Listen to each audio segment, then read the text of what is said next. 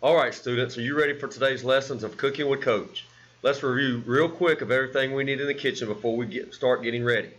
Does everyone have their apron on? Great. Does everyone have a towel with them? Great. Do y'all want to know what we will be cooking today? We will be making one of my all-time favorite breakfast meals, pancakes. Alright class, we need to gather our supplies first. We will need a griddle to cook on, butter to put on our griddle so the pancakes won't stick, a plate to put the finished pancakes on, and a cover to keep them warm. We will also need a spatula to flip the pancakes.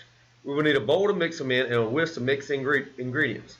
Now that we have all our supplies, we will need to get all our ingredients together. We will be using pancake mix in a box. The directions call for eggs. They also call for water, milk, or buttermilk.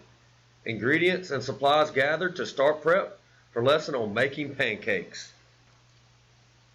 We must now preheat the griddle so when our batter is ready we can begin pouring our pancakes. Next we will add 3 cups of pancake mix, 3 eggs, and 1 cup of buttermilk to our mixing bowl.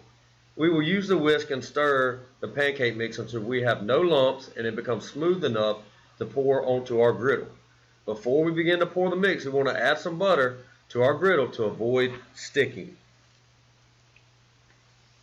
Now we will pour our pancake mix on the griddle. We will try to make circles with 6-inch diameter.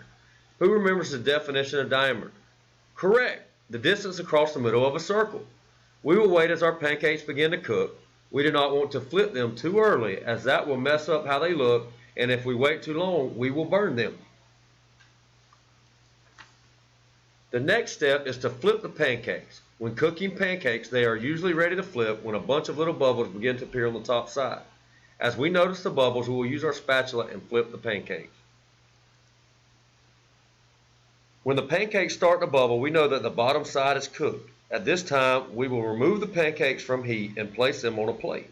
We will cover so they remain hot and put a tiny piece of butter in between each layer of our stack. We will repeat this process until we have used all our batter and we have a huge stack of pancakes. We will now bring the stack of pancakes to the table to serve the pancakes.